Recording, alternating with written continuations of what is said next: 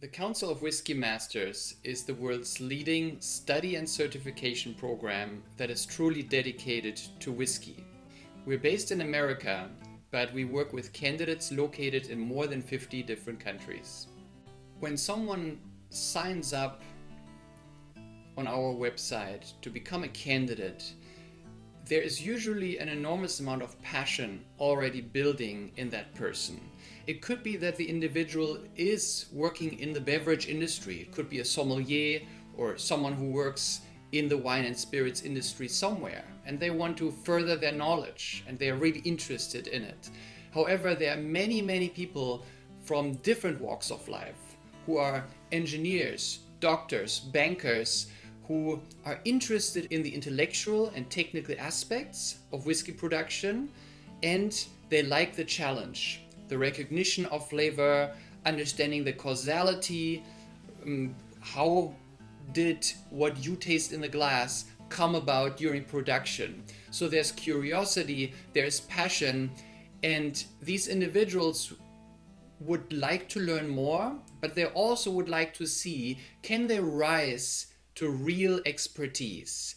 And that's what these exams really clarify. So it is a challenge and potentially a total life changer. In 2022, when the pandemic was finally over, we were ready to hold our first Master of Scotch exams in Scotland, in the heart of Speyside. With 8 pioneering candidates, we started 3 immersive days of practical and theoretical exams. That first master exam in Scotland was a good success, producing new masters as well as good press coverage and visibility for the programs of the council. Our next master exam was to take place in the United States. In the spring of 2023, the Buffalo Trace Distillery invited the Council of Whiskey Masters to hold the first Master of Bourbon exams in history on their campus, and we gladly accepted and brought a larger group of candidates and board members to the beautiful campus in Frankfort, Kentucky. So the council is now in its 3rd year of master examinations. For this year we are going back to Scotland, and not only are we examining new Master of Scotch candidates, new Master of Bourbon candidates, but also a world premiere, the first Masters of Whiskey will be examined. And a Master of Whiskey candidate already has to be either a Master of Scotch or Master of Bourbon. We have a good number of candidates, a good number of judges, so we're taking over a small island in the North Atlantic with more than 40 people.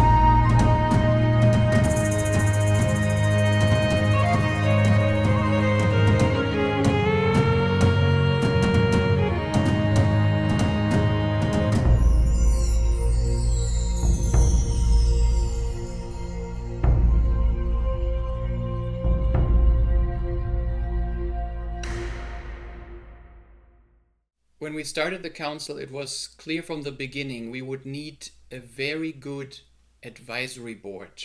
Individuals that are really respected in the world of whiskey, can guide us into the right direction, set the right accents in the program, frame everything correctly, and really uphold the standards. We identified many of the most respected men and women from around the world to help us get this program right, to build a credible study program that can inspire and develop future generations. I'm Steve Beal, former Senior Master of Whiskey at Diageo and also one of the founding members of the Council of Whiskey Masters. I understand that you're the outgoing chairman. I have been chairman for the last 2 years. How was that experience? It's been really enjoyable meeting all kinds of people from around the world and appreciating whiskey together with them and kind of creating a band of brother and sisters who really just love the water of life, whatever form it comes in and from wherever it comes. I understand that the Council of Whiskey Masters is a new organization.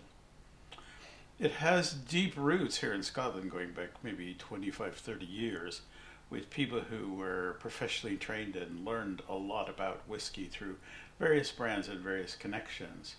But we brought it to light a couple of years ago, realizing there was a terrific need to deeply dive into this wonderful product that we share, and that we all had a common bond that brings us together. A love of a great product and of the history and the traditions around it. And we thought it was time to have a formal organization of people, both professionals in the whiskey business and really serious connoisseurs, people who really want to know more about it. I've seen a lot of people coming together kind of nervous in the beginning about what they knew and who they knew and how they knew it. And a lot of information has been exchanged, a lot of growth, a lot of confidence has been developed. Certainly some strong bonds and some great friendships have developed as well. And a level of expertise like I've never seen in the industry, outside of the professional walls of the brands and the producers. So it's really, really wonderful to see that. We have together some of the strongest personalities, most knowledgeable people in the business. And they've all come together because they realize that these professional standards are very, very important to the industry. And we all have a passion for whiskey and want to keep that passion going and want to keep sharing it with others. These professionals, well-known writers, well-known distillers, people who've been brand ambassadors, people who are well-known, even bartenders, sommeliers. Some of them very well-known and really beloved in the industry. And I've been very happy to be friends with quite a lot of them most of the time. And it's just great to have us all together.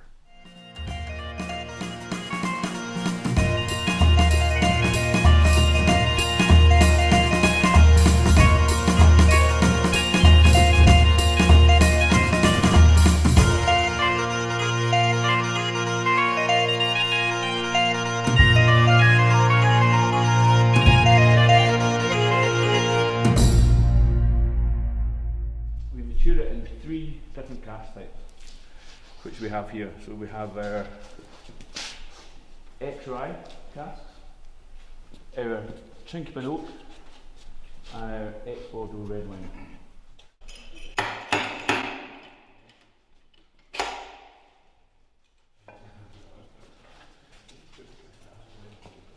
Today to taste these wonderful whiskies that have been your Monroe moment. Sláinte.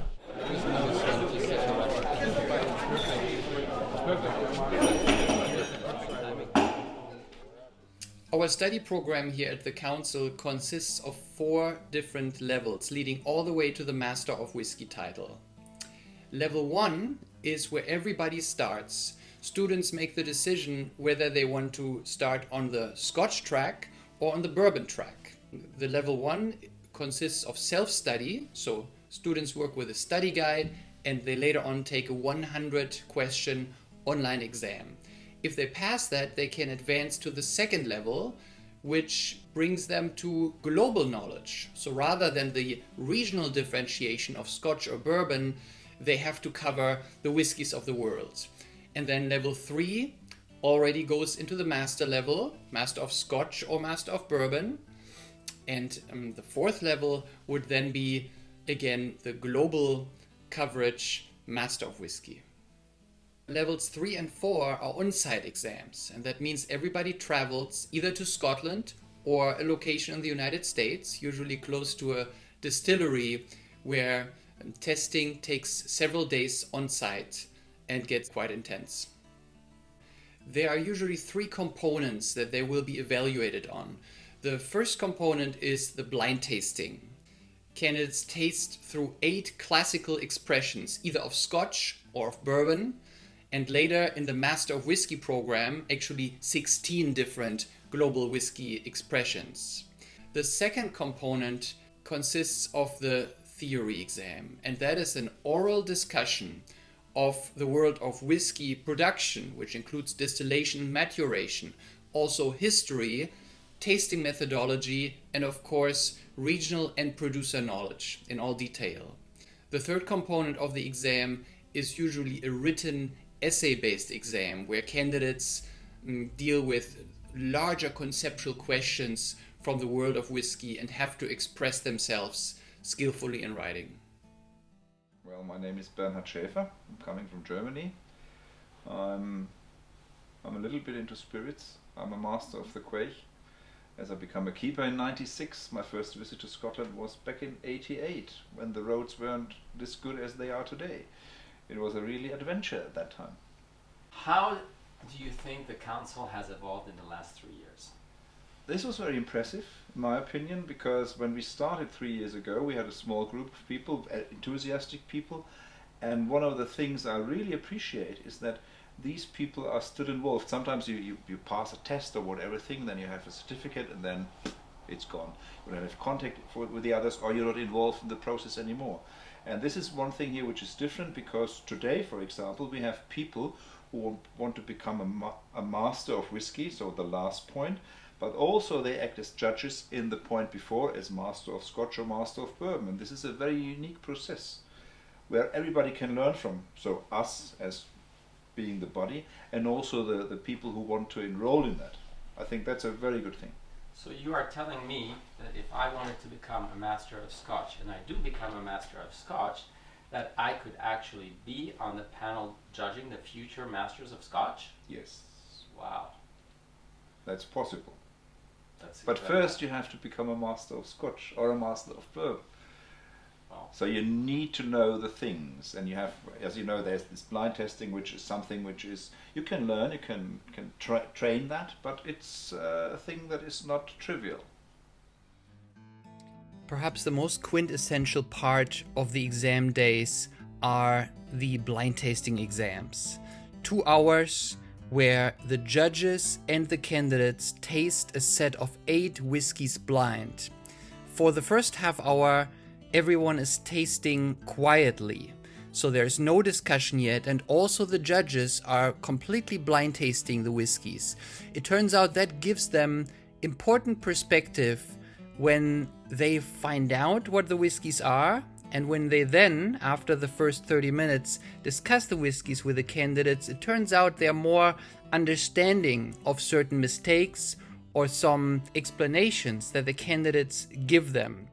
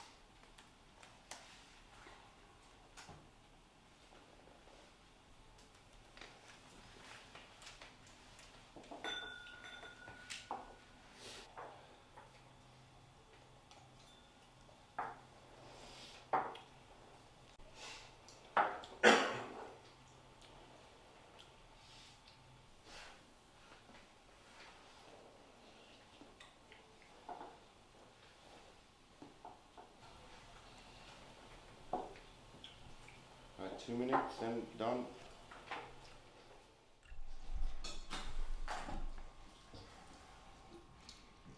So I get quite a bit of citrus there. I think it even gets kind of just very so slightly herbal, maybe a bit grassy. But I think that at the end I agree. There's not significant peat. I guess I'd call it light, if any. And I said tart Granny Smith apple. There was a little bit of acidity to this. I thought it was estery, and there was some cinnamon, and it was creamy.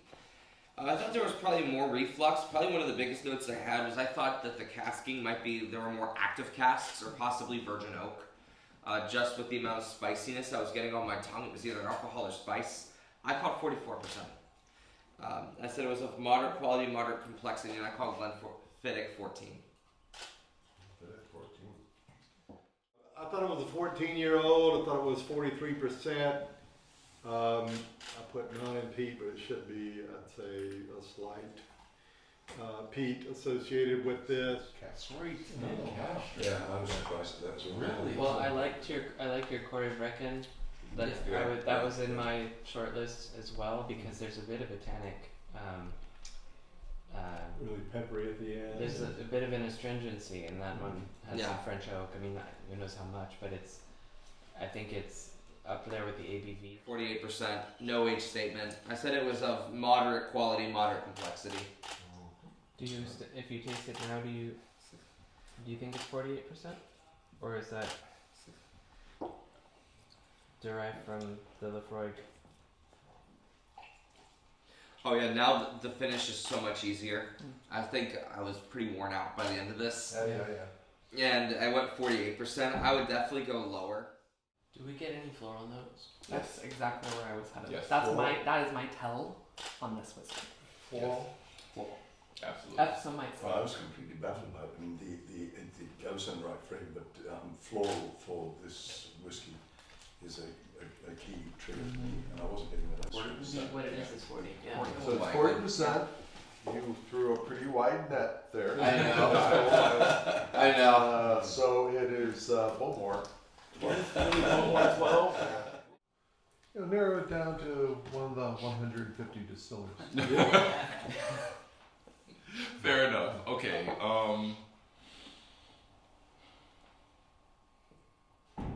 It's a very surprising. Yeah. I'm going to have to say, I mean, with it being surprising, I'm going to go completely against what I initially thought, and also take some, read the room and say a form of hazelburn. Interesting. Well, That's a great choice. Yeah. The new Gladnoch and the old Gladnoch, I think, are different animals. So the new Gladnoch are viscous to the point of being syrupy. In my experience, It's molasses. Yeah. It's Yeah. Caramel, That's exactly what I got. coffee. Yeah. Coffee. Which Yeah. Gladnoch is it? Yeah. That's the 14 at 47%. Oh, Because like in the terms of age range and ABV, Yeah. like you just done 3 peated whiskeys. You have Gladnoch in front of you. The lingering peat was just in your own house. Yeah, it's probably very true. Okay. And some of it could be a bit of sulfur. They with their wine casks, they have. You always have to wonder. Yeah. All right, kids, we're over time. How do you value length in the palate?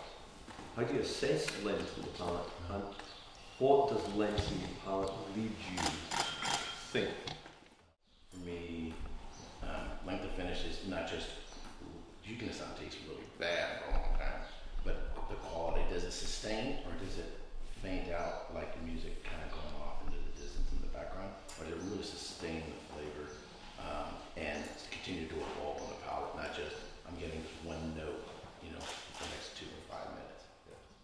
I originally said Tamdu, but now that I sort of get that sweaty thing later, sometimes, strangely enough, sometimes the pomelo sweat of Springbank sort of comes to me late, particularly when somebody says Springbank. So I had completely called something differently, but I certainly see where Eric was coming from there. Is there something in maturation that you can point out that would throw off either your perception of the peat or the perception of the alcohol that's coming across to you? as a whiskey gets older, it's harder to pinpoint age or ABV, or, you know, not age, but ABV or, you know, some of those other components. Again, added water led me to long fermentation, long distillation. I got a lot of oak when you finish, so said American oak. Because of the peatiness, I went with Isle. You get this peat reek on your nose, but then somehow when you taste it, it completely opens up when you add a little bit of water. It gives you some sort of fruity character. It gives you some sort of, there's more behind it than just this peat kick in your face. It screams sort of, you know, seaweed medicinal, like all of the things that you get from peat. I thought Laphroaig rather than Ardbeg because of the fact that the purifier at Ardbeg sort of softens things a little bit, and Laphroaig is just sort of in your face. This is what we do. This is who we are. A lot of maturation oak character on this whiskey. I got a bit of nutty peanut, which starts leading me in some directions of where I think this whiskey can be. A bit of Dr. Pepper, that kind of like anisey kind of pruny kind of flavor, which I think puts sweetness with it. So that sweet oak plus that prune gives me Dr. Pepper, some baking spices, and a little bit of cinnamon in particular with those baking spices. So this whiskey, what I put here, I think it's going to be older than 5 years. I think this is under, but I think my proof is a little too high. I also put this as a high rye because I started putting my head towards this OGD. But actually, I would probably put this more towards Knob Creek and probably up the age quite a bit to 12. All right. I'm sticking with it. Okay.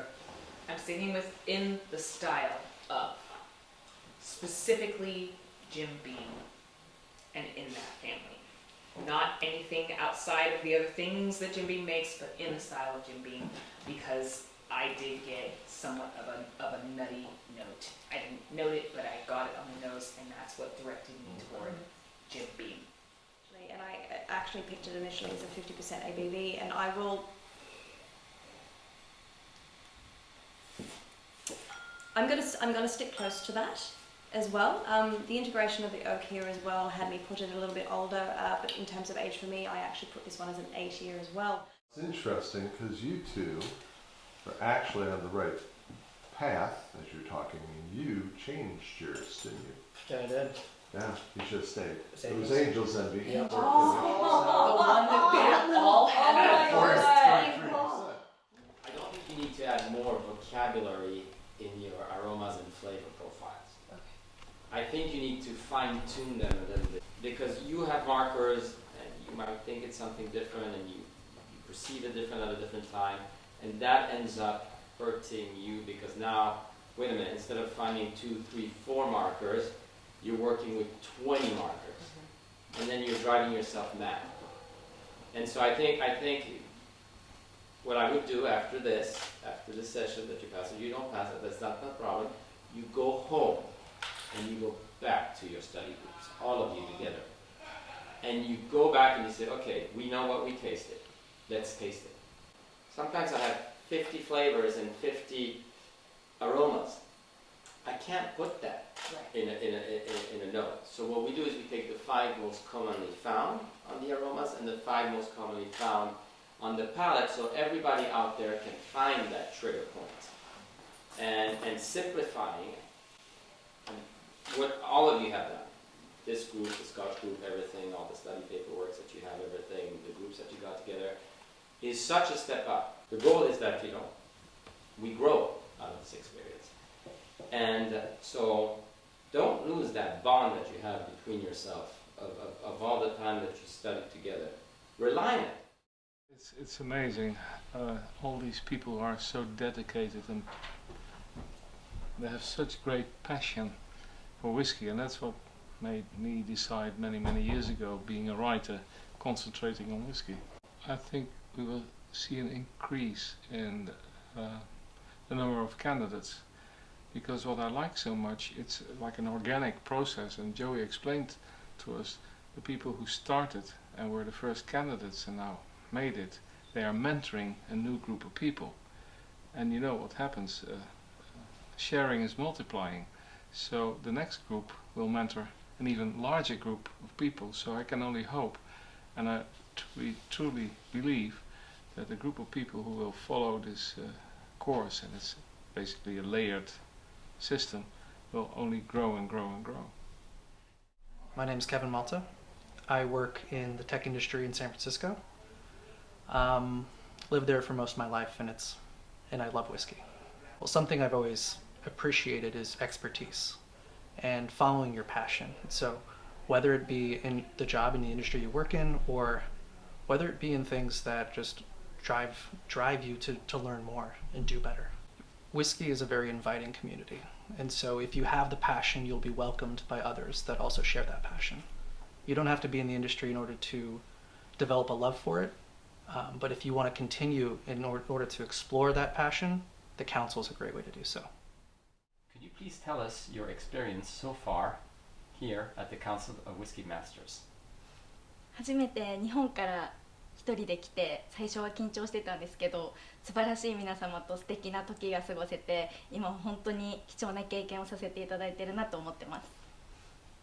もう本当に今この経験をさせてもらえていることがすごく素晴らしいので、全てお伝えしたいんですけど、やっぱりウイスキーがこれだけ好きな人、そして知っている人たちと過ごすことがどれだけ大切かっていうことを日本のみんなに伝えたいなと思います。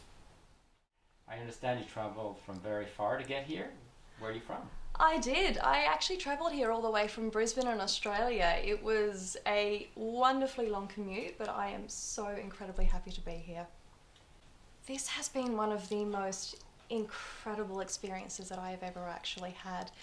When I think of doing something like this, I also realise in Australia it can be quite a push for me to actually go further overseas to do this, but the friendships that I have actually made through this I know are going to last me a lifetime.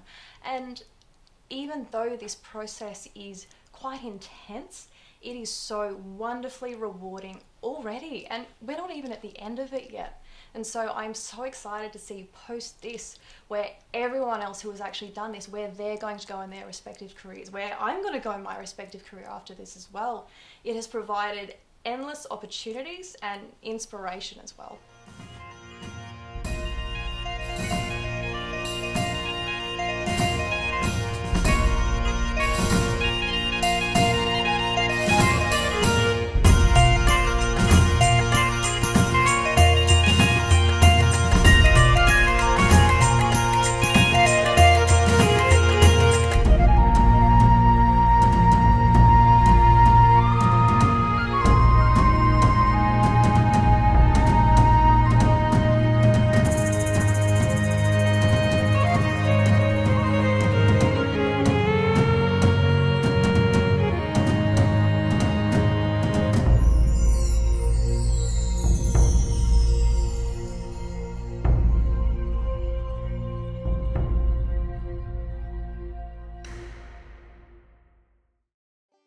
The exam days are a serious matter, but there is no reason to make the overall event unnecessarily serious.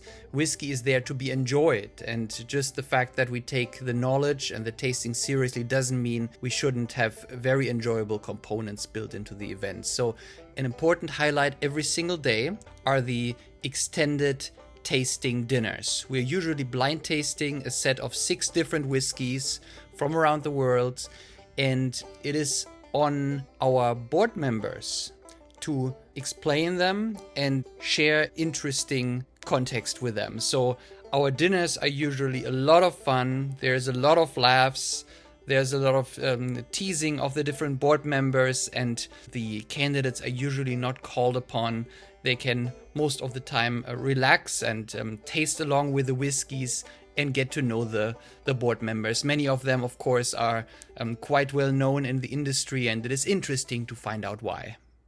Actually, they're meant to be, that time, meant to be new release, which ever since became their kind of everyday flagship. That's their kind of entry level, but very, very reliable and altogether fantastic whiskey. So I would like you to taste it and tell us how it is. I think it's a world-class whiskey itself.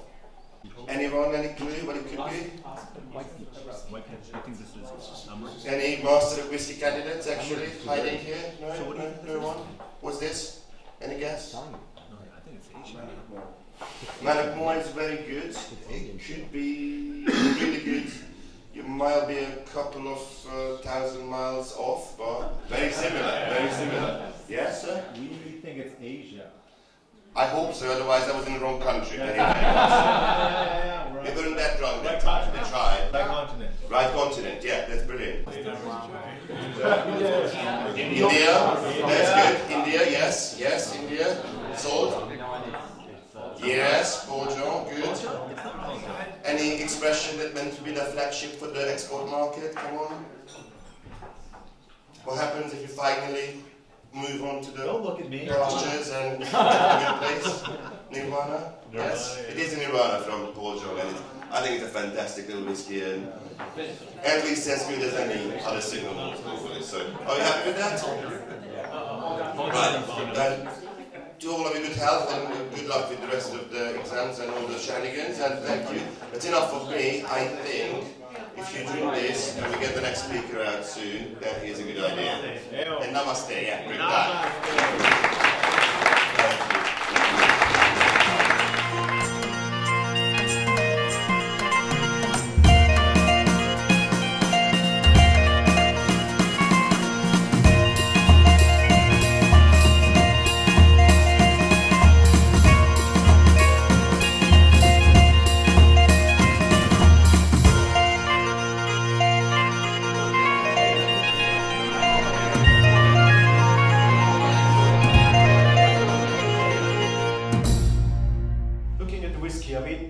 Itself speaks for it, and you all saw that reddish tint in the liquid. It's amber with a red hint. What does that tell us? Any ideas? Wine finish. A wine finish, possibly, absolutely, yeah. And then smelling it. Most people would agree there is wine again. There is a little bit of dried fruit, probably raisins. Some people think this whiskey has an earthy note. The more you smell it, the more dimension it opens. I believe there is a little bit of waxiness and a subtle oiliness coming through in the nose, which will coat your palate in a second. And the whiskey itself, as it shows so many dimensions, is a blending malt, as you would say. Obviously, it's a Scotch distillery, quite a small one, dating back to 1798. I'm pretty sure you all heard about it. There is a blended whiskey, which this is the main malt. Any guessings? Glentarret? Well, the malt, the blend is called Bells. Does it ring a bell? Well, we got a Blair Ethel 12 years in the glass. This is out of the Fauna and Flora series. And I hope this goes well along with your main course. I think just flavor profile wise, this would accompany your main course perfectly. Thanks very much, enjoy the further evening and have a good time. So one more whiskey, what could it be? And so we must find out from the most dangerous palate in the American West. So please welcome here, as the last introduction of whiskey for this evening, the beautiful and ever-industrious Sébastien Gavillet. The candidates that were at the last edition have stepped up in a way that blew our minds. So I would like all those candidates to stand up, please, because I'm going to force you to join me in breaking this down.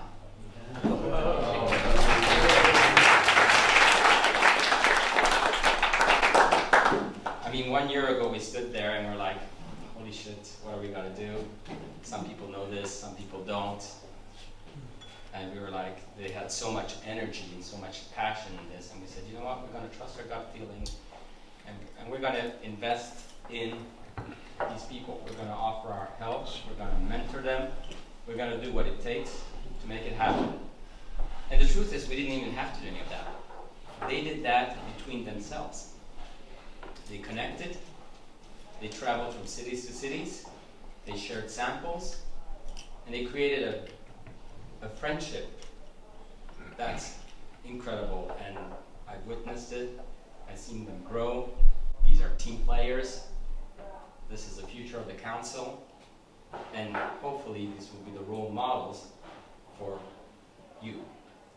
They will help you, they will mentor you, they will take you to the next level. So we're going to start with Siddharth, otherwise he won't shut up. I get a lot of regret.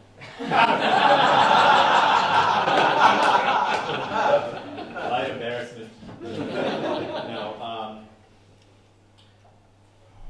I get a lot of orchard citrus. I think it's a mix of cats. It's more than this one. Pass it on. Your turn. No. You're right here. I'll take it. I think this is significantly Scottish. I like the lively. This is lively, but there's very much, there's a lot of citrus notes on here.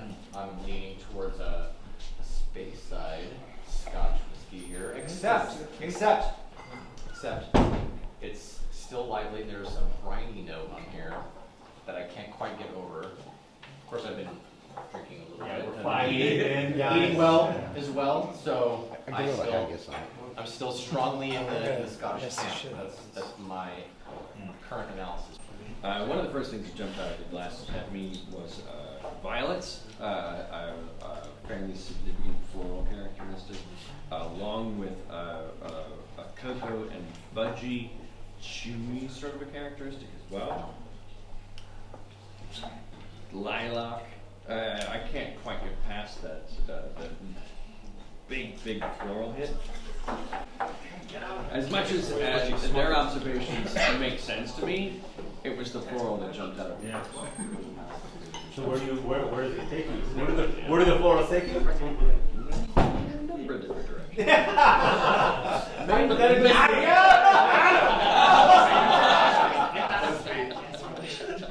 It takes me over to Adam. I have a confession to make. Yeah. Earlier tonight, the Blarethal, I thought it was Mortlock. Yeah. Oh. And so I'm doing the thing where the first thing you think is Mortlock isn't, but now I think this is Mortlock. Come on. I mean, it makes sense. So I have your oranges. Yeah. I have your sulfur. Or sulfur-derived aromas. I find it really nice and pleasant. It's fat, meaty, but still very fruity, sulfury, in a pleasant way. It has this. It's a little bit of a matchstick thing at this point that I think resolves over time, but it reminds me of that profile. I really like it. So in any case, I think it's Scottish. I think it's Speyside, and it has the fruits that the orange fruits that a few different things there have. But I'm for the second time tonight saying Mortlock. What do you think is the ABV?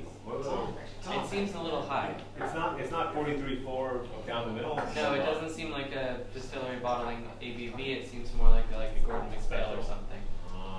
So, but Tom is going to settle that. A lot of things, but I think this is very bold. I actually think this might be the first high-rise Scotch ever made. Let's do this. So what I was trying to do here is to show you what these gentlemen, which never met each other before, got together, became friends, and probably will be friends for life. This is something that, this is the reason why I'm here. When I see this, and I see that there's going to be a next generation that's going to carry through the passion of this product that we are all in love with, that we all want to educate people so that they can enjoy it even more, this is what drives me. These young men, this is a whiskey that Sam had brought to me and says, hey, tell me what you think about this. And I couldn't quite place it. On one end, it screams Speyside. On the other, there is a hint of tropical notes. And for me, tropical notes always takes me to Asia. It could be India, it could be Taiwan, it could be Japan. And And so this is an undisclosed Scottish whiskey, blended with Shinchu Mars Distilleries blend. So it's a blended malt. Cheers.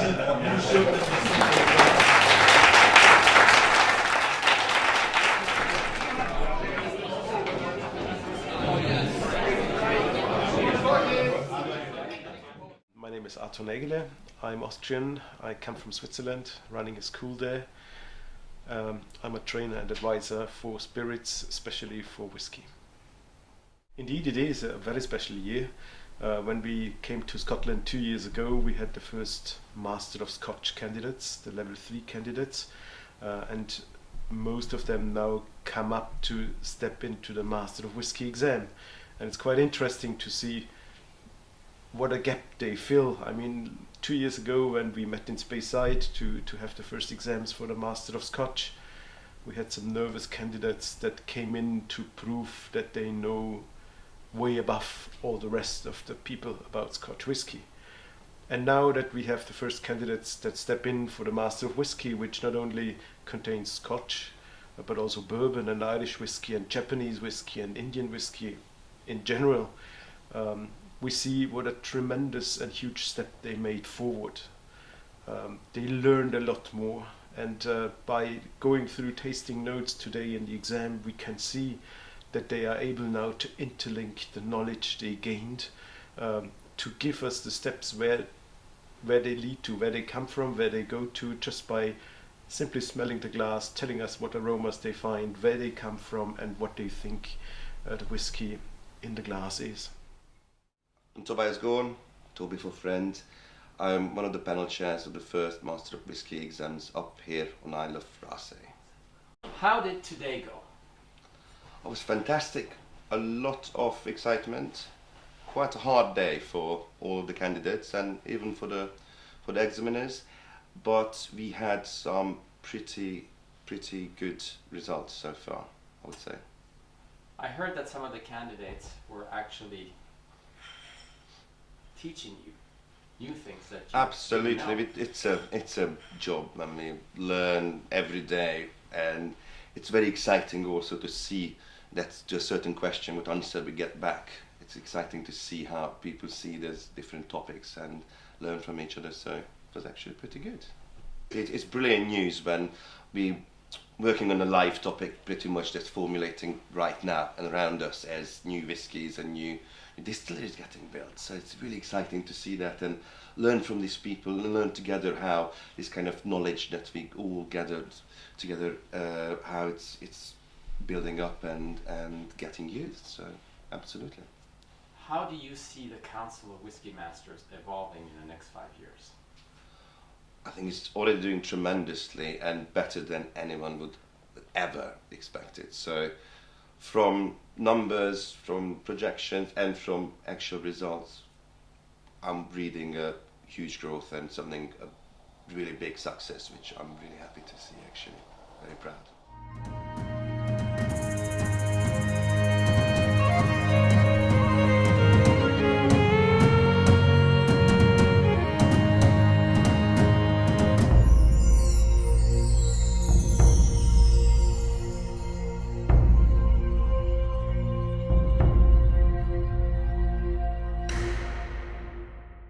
The theory exam takes around 2 hours and really focuses on knowledge. So here no whiskies will be tasted, but we go over the history and the production methods and the individual producers and regions and knowledge integrations that are necessary to fully contextualize whiskey.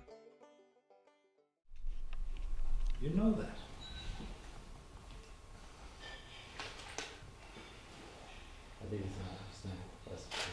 Do you understand the question? Yes, yes.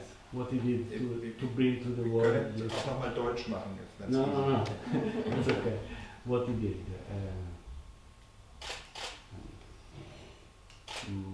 Marketing, first marketing, first. And what was anything special he did? Think about a modern bottle, but you'll still see something special about this bottle? Yes, so this time is the form from this bottle is the unique. What's unique about it? He creates this bottle. What shape? He made for the first time whiskey in bottle. He doesn't make for the first time whiskey in bottle, that's wrong. But what's the difference between this bottle and all the other bottles in the market at that time? You know it. No. Of course you know it. What's the shape? What's the shape of this bottle? The square shape of the bottle. Square shape. And how look the other bottles? Yes, all around. Ah. There you go. I knew you had it. Yes. And do you know a distillery that uses still direct fire? Glenfiddich and Glenfarclas. Another one? Springbank. Okay, correct. We'll stick with production a little bit. Of course. You're coming off of the still. We'll start here and down through.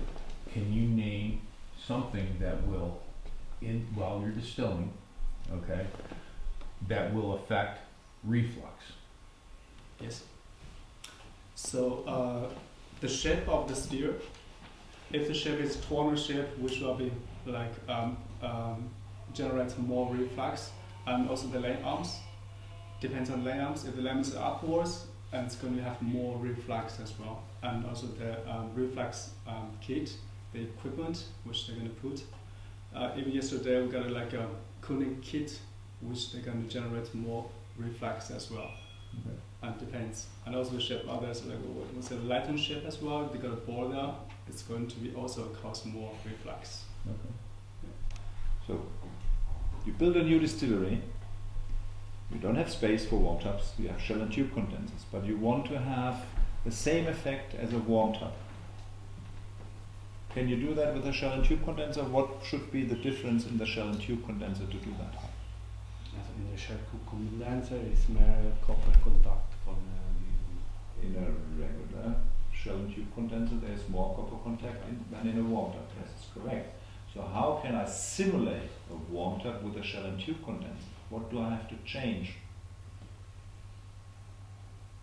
Glenmorangie has this now. Raasay has this. You can swap out the copper shell end tube to being more of a stainless, so that way you don't have any copper contact. Correct. So that way you end up with that meteor spirit. Make them out of stainless steel. Then it's less copper contact, it's like wood. So during the malting process, during kilning, peat is added as part of that kilning process. Go back one step. Go back to Germany. No, where do you get the peat from? You harvest the peat in the ground. Okay. You have to let the peat dry out to a certain level, and then you need to make sure the peat is still moist enough, because the smoke is what generates the smoke flavor. It's not just it's not just using peat in that direct fire. You actually need the smoke to be coming off the peat. Then, depending on the duration that you put peat in that direct fire, will put up the phenol ppm of your final malt.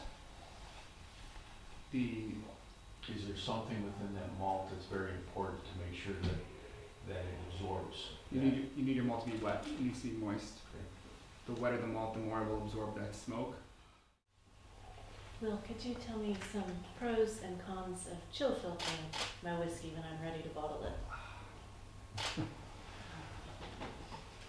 So the pros are, from a marketing perspective, it will take out those fatty acids that a lot of consumers don't want to see. So it enables you to go down below that 46% proof, that 46% alcohol. So that way it will look a lot more, it will look prettier on the shelf if the bottle has got chilled in the direction. And then one of the cons is if you're removing fatty acids, there hasn't been scientific proof yet, but there's a belief that it removes flavors from the whiskey.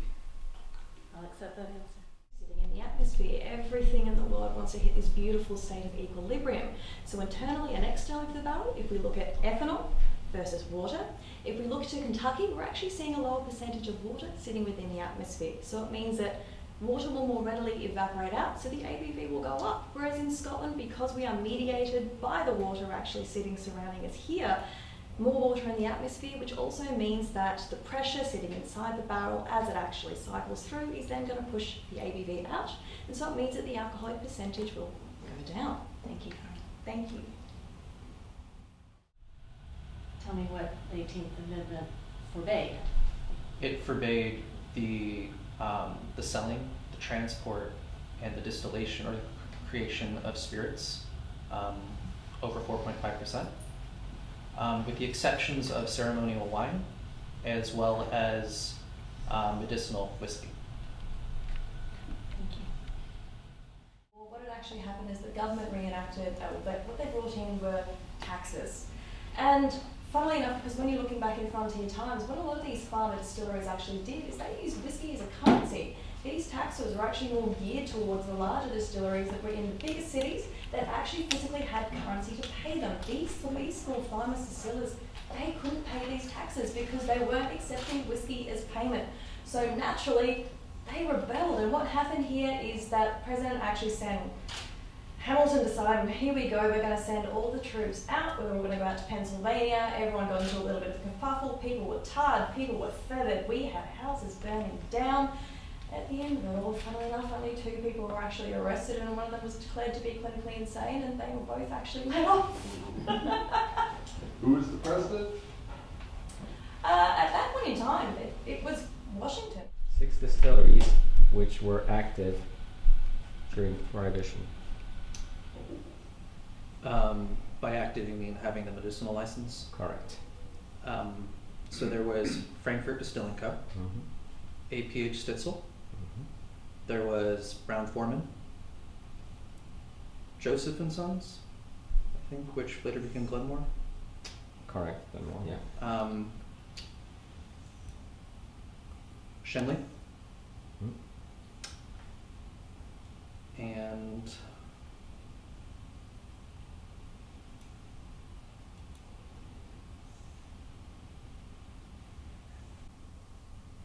It has the word medicinal in it. American Medicinal Company. There you go. Anything else?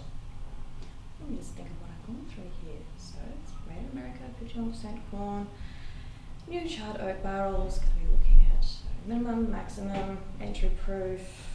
Ooh, and you're not actually permitted to add any colouring. You're not allowed to add anything after distillation except for water to bring it to its perfect alcoholic percentage. Good. Nailed it down. One is missing. One is missing. Yeah. Ooh, okay, hang on. You fill it in the bottle. When you fill it in the bottle, oh yes, of course. I'm so sorry.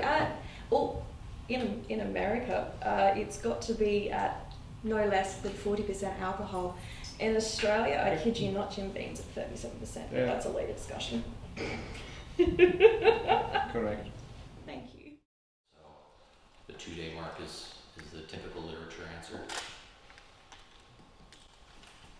Just for the yeast stuff, I know, effectively. So, Adam, what would some fundamental differences in production be in terms of making Canadian whisky compared to making whisky in America? The largest difference would be the philosophy of creating a base whiskey versus a flavoring whiskey, aging them, producing and aging them separately in many cases, except I think in the case of Canadian Club and Black Velvet, where they're often blended before maturation, but traditionally I think blended after maturation, where you have separate whiskeys produced from separate grains being matured differently and then being composed into the final blend after the period of aging. Thank you. How did the whiskey law come about and what measures were taken to finally overcome that period? There's one particular example from 1988 which really turned the whole thing on all around in a positive way. Ask this was a start. You still know which were the original 6? Kinchi, Davening, Isle of Alasdair, Clonish,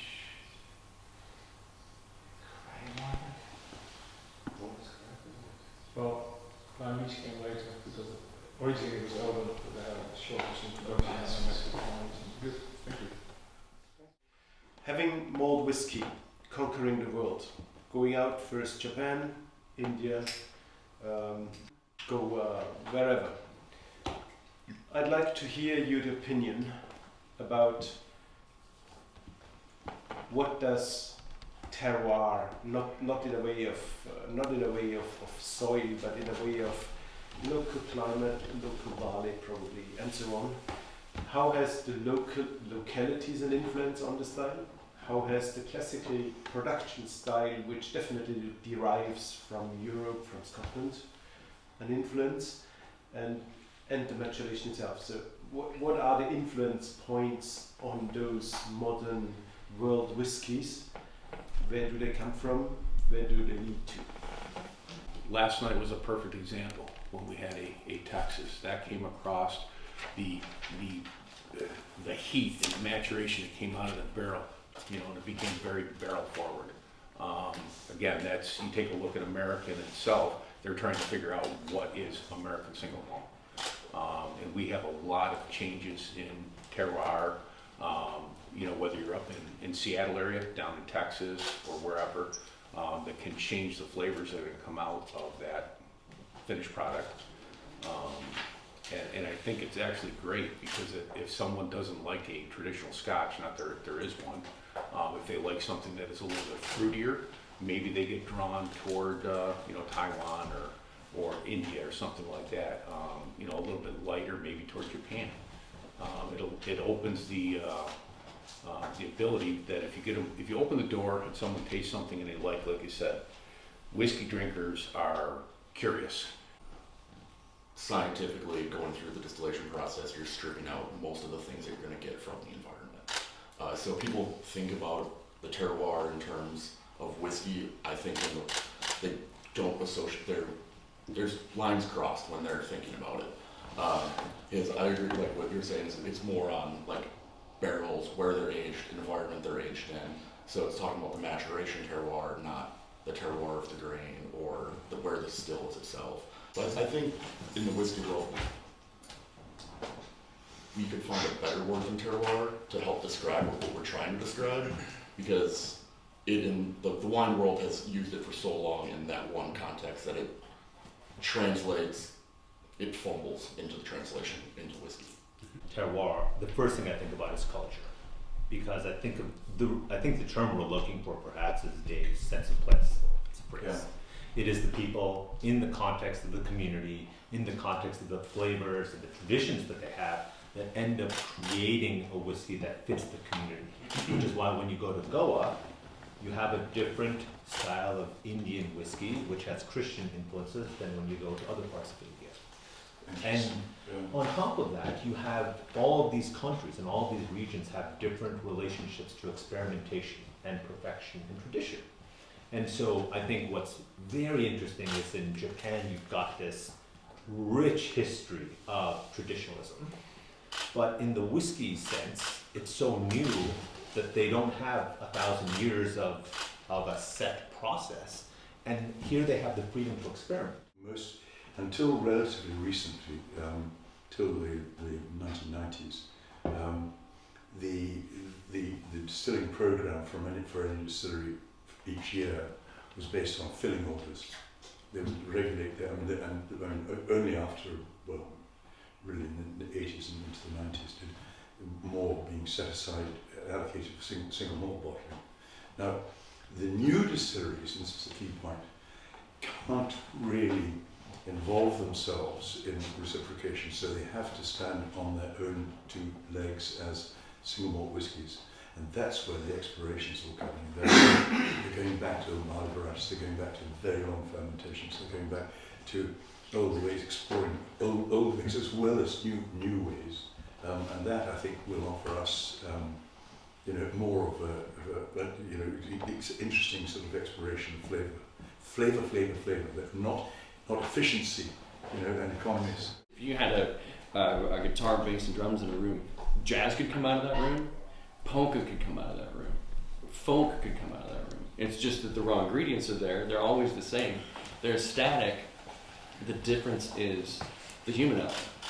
And I think that restless creativity and pushing against boundaries, and I think for the most part people chafe against boundaries, but they tend to perform really, really interesting things if you can't escape the boundaries, then you got to get real creative. And I think when you see that, so the variety that, let's say Scotch whisky in particular, the variety in the category with a very limited set of rules, that's the people part. That's the part that makes it communal. That's the part that makes it relatable and communicative. It's created by law. For example, and the leading example is the 1823 Act, which lays the foundation of the modern Scotch whisky industry. And that is a blueprint. This is how you must do it, down to stop cocks and pipe work, and with heavy penalties for, really heavy penalties if you break the rules anywhere, they sort of breaks the rules anywhere down the line. So that, is beneficial to the product. Being within these 6 to 10 boundaries of the definition of Scotch and having such a wide flavor profile. As a matter of fact, I think that's the attraction of it, is like, look within this tradition that has what you might consider to be very rigid rules, look at the variety that we can bring to the table. And so I wouldn't, if someone was sitting across me and saying, how can these be the same? I'm saying, thank goodness they're in the same category, because we can both enjoy a whiskey, and you can enjoy something that is sherry forward, and I can enjoy something that is Germanic and bone dry, and we're all happy together. Mm-hmm. My name is Charlie MacLean. I drink for a living. Well, Charlie, we have something in common. Yeah, my name is Charlie MacLean.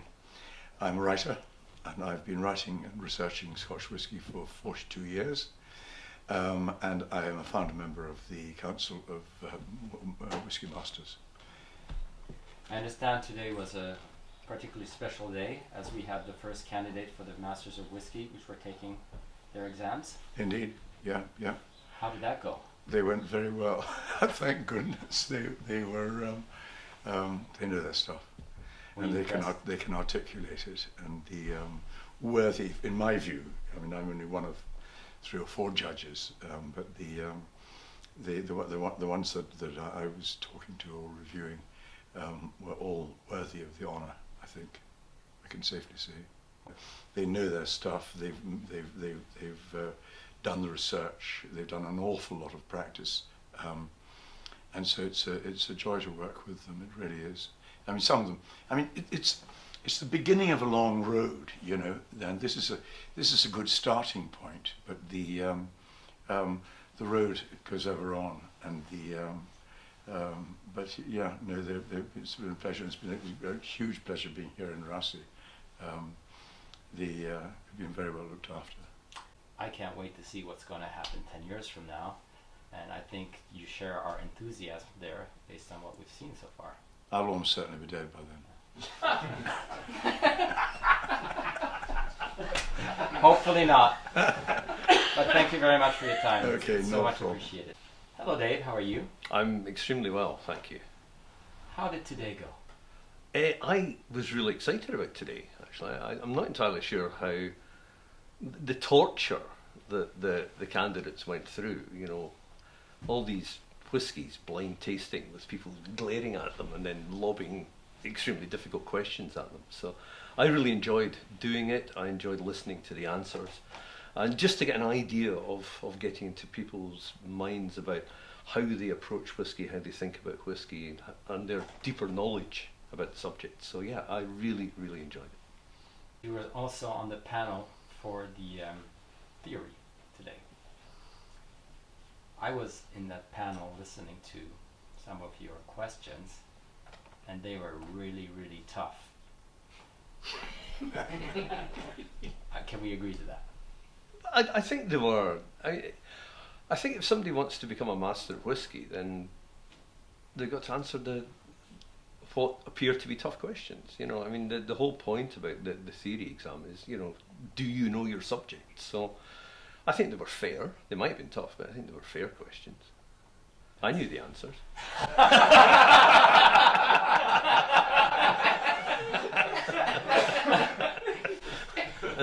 And how did they do? They did exceptionally well. They really did exceptionally well. And it's also an interesting way to, by asking these questions and leaving them quite open-ended, a lot of them, just as a way to get into that idea of, you know, how deep is that knowledge? Because there's an awful lot of, you know, you can learn things, but understanding things is a different thing. Understanding the what about whiskey is relatively straightforward because you're learning facts, but understanding the why of whiskey is actually getting to that point of a deeper understanding. So that's what the questions were about. It wasn't just what is happening in a distillery or whatever, but why it's happening. How do you see the council evolve in the next few years? I can see it just growing and growing and growing because I think the passion of the people who are here today will translate across the world, and people will begin to understand that there is this organisation which is deepening people's understanding and love of whiskey as well. So yeah, I can only see it growing and growing all the way. So we've got new disciples all the time, and it's great to finally actually have an organisation, have a body, and have a certification of people who love whiskey, and actually an identification that, you know, I have this certificate, because it's been badly needed for so long. You know, various distilling companies have done in-house training, but actually to broaden that out to the people who drink the whiskey and actually proselytise about the whiskey is vital. So it just forms an incredibly important element in this widening and deepening of knowledge and love of whiskey. So yeah, it will just keep going. It's been a long day. We've been extremely busy today. A couple exams, and then we've been also assessing the candidates that are studying for their Master of Scotch exam. So we've been very go. Can you tell me a little bit about your experience today when you were interviewed by the board of advisors, which ran the panel for the Masters of Whiskey? Yeah, so we've been studying for months, preparing for this day, as many aspects of whiskey, international whiskey, that we can, preparing for this. And they threw us some really interesting questions that I think most of us were prepared for, and we explored as many facets of those questions that we could. And we got extremely deep with some of the most respected individuals in the country, or on the planet rather, with international spirits. So it's been grueling, but I feel like we've been responsibly tested, widely tested, and at this point I hope that we're assessed fairly at the end of the day, because I respect everybody that's on the panel, and I respect all of my peers as well. Looking forward, what do you think the role of the candidates that become Masters of Whiskey will be in this organization? I think the role going forward is going to be to assess what the future candidates are going to be tested on, how they're going to be tested. Things are going to change slowly over time, as we see with whiskey in general, and it's hopefully going to evolve with the culture, and we're going to include tradition, and we're going to evolve with the culture. My name's Nik Kosobucki. I'm a candidate for Master of Whiskey. I'm a hospitality professional. Been in the hospitality business for about 12 years as a professional bartender and bar consultant. Today was a challenging day. We went through 2/3 of the exam, both one of the blind tastings and the oral. Been going really well. Come together with the other participants, candidates that I've been with in my group, and had great conversations. A lot of interesting realizations during the tasting, surprises. It's, you know, forged by fire, all going through the same thing, you know, kind of all coming together for the common goal and helping each other out as much as we can.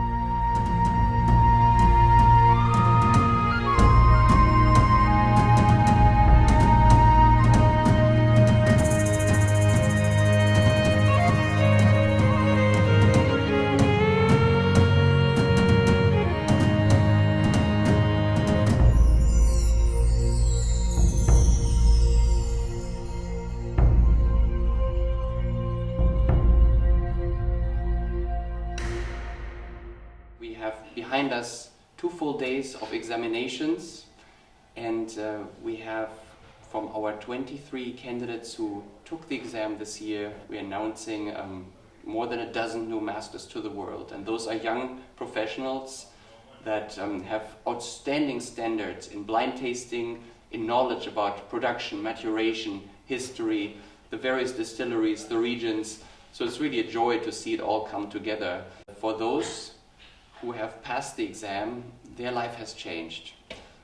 We always see a lot of happy tears on the evening of the exams, and that includes candidates as well as judges. So it's a really exciting time.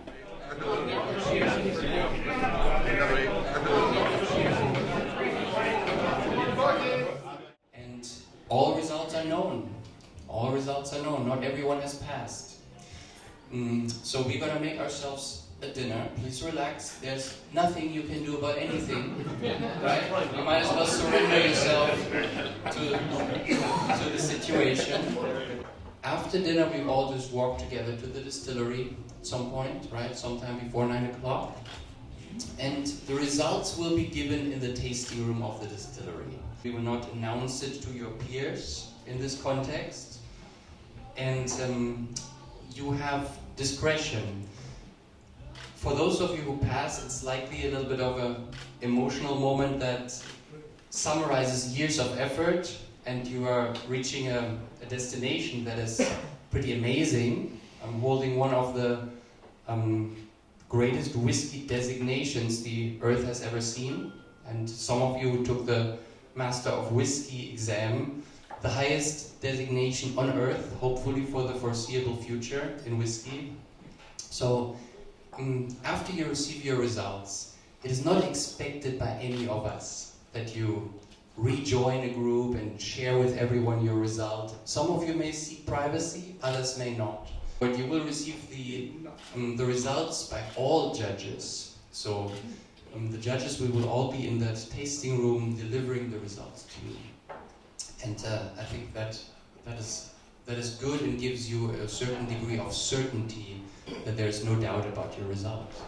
Meanwhile, however, I see that Marty sits very impatiently to taste the first whiskey, so why don't we do that and let our speaker, our opening speaker, make colorful commentary. In the beginner's mind, there are many options. In the expert's mind, there are few. Very wise words from Shunru Suzuki, who's a Zen priest. Always maintain a beginner's mind. Always be aware and open to new things, new possibilities.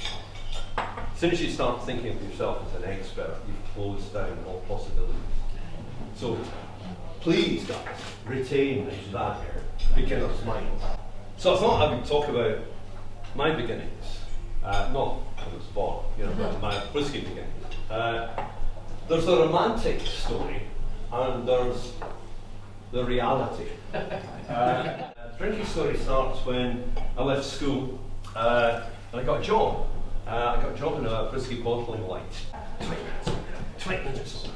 What am I doing? Aye, off you go, son. Away and get your spell. Where do you go in the bottling line to have your... There wasn't an executive restroom.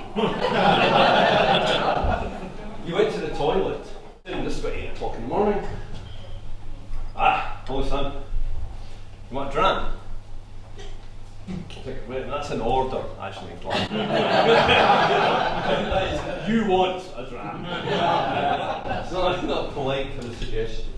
And I'm thinking, I'm in a toilet in a bottling line. I don't see a bar. Where's the whiskey coming from? And I went, okay.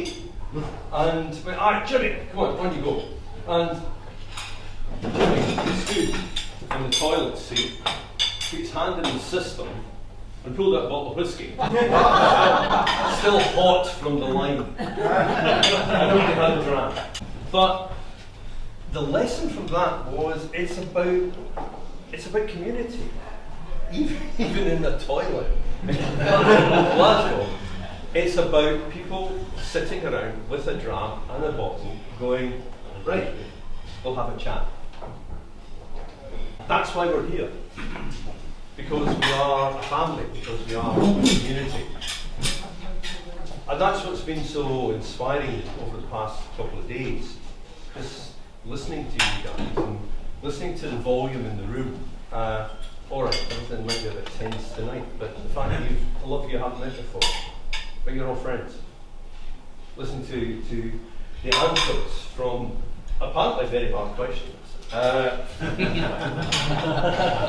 Fair, but hard. But hearing and working out that logic, working out what you are thinking, and learning from what you are saying about, I've never thought about whiskey in that particular way. I've learned a huge amount. I think you've learned a huge amount. So thank you for having me along. And congratulations, just for being here alone. Oh yeah, the whiskey. It's a bit convenient. What do you think? Do you like it? Taste it. Taste it.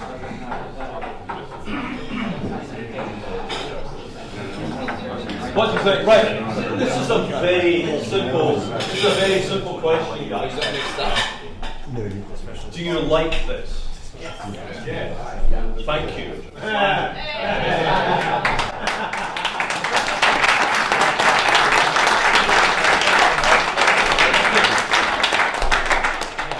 Oh, by the way, it's Glen Elgin.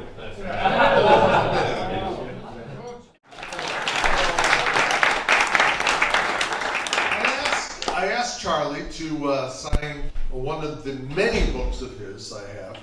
A lot of his children's books, I have those. Those are really nice, the rhyming ones. The pornographic ones. Yeah. The ones that make noises. Those are great. But I just want to read the inscription because it's wonderful. Dear Marty, so nice to finally meet you after all these years of me really admiring everything you do and following your career over the last few decades. I hope you received all the books I've sent you and that you read them. I never received the critiques you were supposed to send me. It goes after about 12 pages. Dave is the great expert on flavour coming from a spiritual place, if you like. And I think the great thing about these new Hebridean distilleries is that they are establishing their own Harris. You see, Harris is fantastic, and their own regional style. Sorry if I'm boring you, but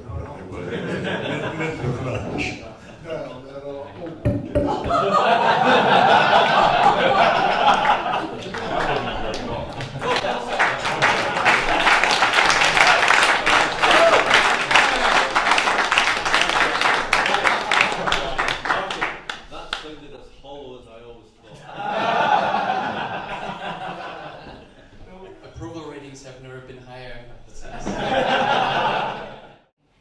And, I poured just a tiny bit, it's lunchtime, and so we're sitting there, and so I go to kind of walk away, I'm going to go do something else, and I said, hey, Monique, what's your name? And she said, Brara.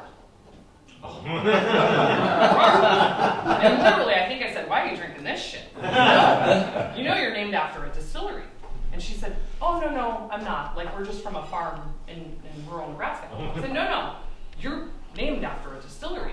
So I have to go and climb the ladder up to where the bees are, and I pull down a bottle. I mean, these are, even at that point in time, these are like these old, rare, closed distillery. I bring it over, and she tears up. Says to her daughter, look at this. It says Mommy's name on the bottle. She's super, super touched, and we're standing there, and it was like, so I go back, I get my business partner, the owner, I go back, I say, Pat, you gotta come out and meet this lady. It's crazy, this lady named Brara sitting at the bar. So we're standing there, we're talking, and Pat starts telling her the story, and it closed in '83, and this is the style of the whiskey, and all these other things. And then she says, Monique, will you watch my daughter for just a second? I said, yeah. She said, I have to go out and call my brother Owen.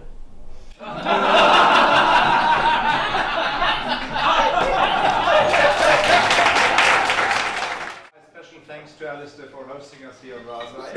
It was the first time, and I'm afraid it was the last time. Because if everything everything goes right, we'll do more. And Raasay will be too small. When the door closes, something else goes up or opens. So it's not the end of the road today for those of you who probably didn't pass. And I was in 2 panels, and we had a long discussion about our pupils, our contestants. And let me assure that we really talked through your essays, we talked through your tasting notes, and we talked through what you answered the questions, and we didn't make decisions easy. It's really talk about what you've done and what you've learned and what you have achieved and what you probably can achieve in the future. I expect to see most of you next year if everything goes correct in Texas. There's a lot of space. And if not, we find another nice place. I'm quite positive. But thank you very much for all your effort, and let's have a splendid night together. Thank you.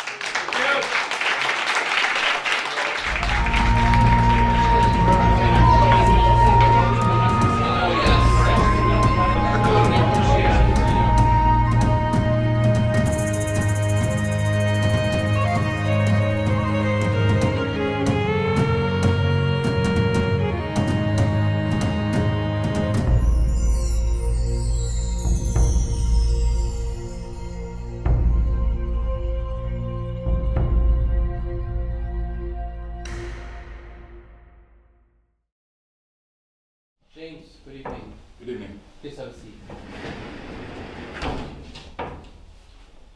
James, we evaluated all parts of your work, and we certainly enjoyed spending time with you over here on Raasay. The result is that indeed you are a new master of Scotch. Congratulations. We're very proud of you, and you deserve to carry the title, and the chairman may apply the pin. Thank you so much. Thank you so much. Isn't that a little bit high up for you?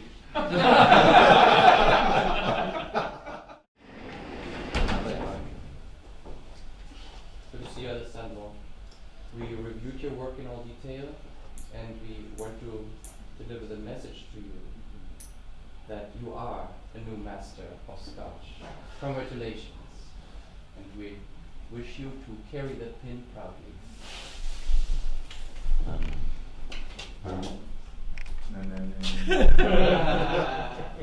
Oh. Really? Not my booby. We had the pleasure to meet you here and to look at your work in all detail. And you know the council never takes decisions lightly, so we are here to inform you that you are a new master of Scotch, and we couldn't be more delighted to thank you. present you with that result. You made it, and the chairman may apply your pin. Wow. Can I give you a kiss? No.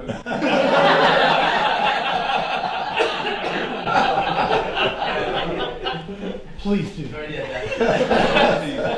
Please do. Please do. Please do. That's fine. Good. Bernhard, that's a first. Thank you. Congratulations. We're really happy for you, Bruce. Thank you. So excited. Thank you very much. All the best. Make the best out of it. We can tell you today that you have indeed earned the Master of Scotch title, and we couldn't be more thrilled. Okay. Oh. We're very proud of you. Here's your diploma, and the chairman shall apply your pin. Michael, please have a seat here. I'm great that you met us out here in Raasay, and we are really honored that we could evaluate your work and comprehensively test you. We do have your results ready, and we shall inform you that you did pass your Master of Scotch exam this year, and we're thrilled for you, and we know this is going to change your life, and we want you to take full advantage of it. It's been a great pleasure to meet you here on Raasay, of all places. Thank you. And we had a good amount of time to assess your work in all detail, and we have the result for you. You did indeed pass the Master of Scotch exam, and we couldn't be more thrilled for you. And you deserve it, and you shall be a Master of Scotch for life. please present him the pin. You shall carry it and enjoy it. I know I was going to cry regardless of what happened. We know it's not because of him, we know that. I was crying in the waiting room.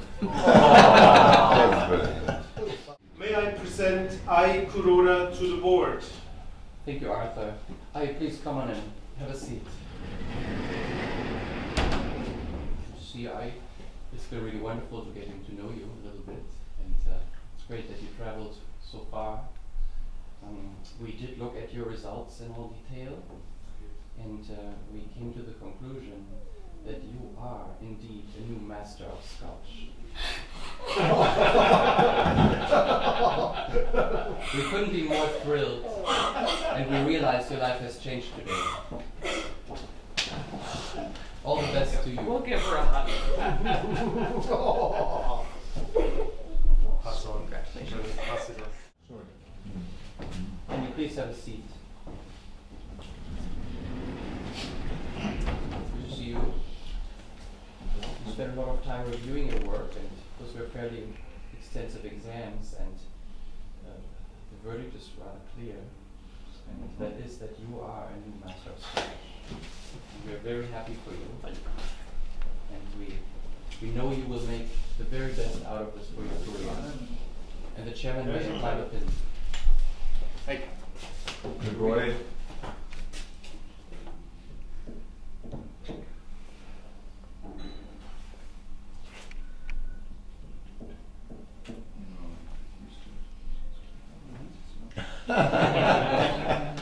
We're thrilled for you, Andy. Thank you. May I present Carmen Hartwich to the board? Hi, Carmen. Hello. Please have a seat. Thank you, Arthur. Carmen, we had good opportunities to review your exams and look at all the different aspects of your skills and your learning, and we decided that for this occasion you did pass the Master of Oh my God! And we are thrilled for you. I'm sorry. And we know your life is changing with that, and we couldn't be more proud. So please carry your pin with pride. This side. That is the correct side, you're right. Kevin, please come in, have a seat. So Kevin, we had the opportunity to review all the exam parts, and you certainly make clear that you are a new master of bourbon. Congratulations. We're very thrilled for you. There are only a few of you in the world. So please, Chairman, apply the lapel pin to Kevin. We're very proud of you. Dan Crowell to the board. Thank you, Arthur. Dan, please come in. Have a seat. Dan, good to see you. Welcome back. We took a lot of time assessing your performance in this exam, and we have clear results. You are a master of whiskey, without any doubt. Thank you and very much. we present you with your diploma, and we wish you all the best for your future. Thank you. If I have a couple of seconds, you all, I'm honored beyond belief to be in the presence of all of you, and I'm going to do everything that I can to take this and communicate to as many people as I possibly can what you've dedicated over the course of your lives to this category, global whiskey. Can't wait. I cannot wait to get involved. Well, thank you very much. Edmonsond to the board. Thank you. Adam, please have a seat. Adam, thank you for joining us over the last couple of days in these very comprehensive exams. We are coming together to inform you that you passed the Master of Whiskey exam. And you are now a Master of Whiskey for life, and we are congratulating you. All the best to you. Thank you. Stop. Left side or right side? Have a seat. Really good to see you. Good to see you. You were one of our first candidates in Scotland when we started the program. Today I'm informing you that you did pass the Master of Whiskies. And we are gladly naming you for life a Master of Whiskey. All the best to you. Thank you. Please, Chairman. Hey, Tom, please have a seat. It's been a pleasure seeing you the last couple of days. Thank you. We looked at the whole body of your work and what you've learned and how far you've come. And we certainly are happy to announce to you that you did pass the Master of Whiskey exam. And we couldn't be more thrilled to present you with a credential for your future. So that we worked carefully through all the parts of your exam over the last couple of days, and there's a clear verdict. You are indeed a new Master of Whiskey. Congratulations. And all the best to you. Thank you so much. Here you are. Please, Mr. Chairman.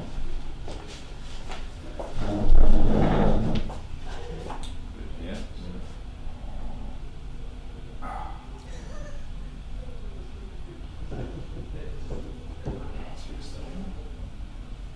They're getting bigger and bigger. Thank you, Siddharth. Sam Wright to the board. Thank you, Arthur. Sam, please have a seat. And good to see you. We have assessed the examination details, and we are informing you today that you are indeed a Master of Whiskey, and we are very, very proud of you. All the best to you. Thank you very much. Chairman, please. The Council Whiskey Masters is a very rigorous program. It's probably the most professional training program of its kind in the world, and it is not an indication of winning anything. It's a beginning of everything. So if you're good enough to get here, it doesn't necessarily mean you're good enough to get your master's credential right away. So that's a daunting thing. It's difficult for the candidates. It's extremely stressful for them, but it's stressful for us too, because we know that we, at the end of the day, are going to say no to a few people, very sadly. But if they didn't have the potential to get where we think they will go eventually, we wouldn't have had them here to begin with. But that's pretty hard to communicate. So it's a challenge for me as a person, because I care and love all the people who are here, and I see their talents and their gifts, and I want them to develop. It's a stressful environment, but yet it's an impactful environment. It's like going off to boot camp. You know, your buddies that you go off to war with, you come back and they're going to be the friends you have for the rest of your life. And it's the same way with the Council of Whiskey Masters. These people will always be together. People will be telling this story long after I'm gone about that few days we spent at Raasay, that wonderful distillery that hosted us, the unique whiskey they make. I mean, it's just a beautiful setting we were in, and the times we had, and they will tell stories of the sadness and the happiness and the joy. Some of the best stories will be the people who didn't pass this time, who come back the next time we do a version of these exams, and hopefully pass then, and they'll tell about the time they failed. And it'll be just as powerful a story as the people who will tell the story about the time they passed. So it's a joy and a wonder and exciting to be here, but at the same time, it's a mixed bag of feelings. These people, they traveled far and they spent thousands of hours getting ready for this exam. So it's a very, very serious and very big exam. And us as judges, it's paramount that we are doing our best. It's actually hard work. It's not just doing the exams, it's nerve-wracking about being on the judging side, quite frankly with you. It is hard work, and we really had to be at our best to make sure that we extract as much information and test them as good as we can.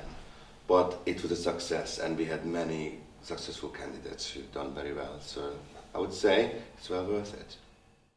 There were two words going on. I mean, I'm totally proud to be part of this whole council and the advisory board, given the opportunity being a chair and to judge these beautiful candidates. There's a unbelievable progress. We started 3 years ago in Speyside in Scotland, and we had 8 candidates which were very, very nervous. And as said previously, level 3 seems to be the level where people tend to prove that they are better than 95% of the rest.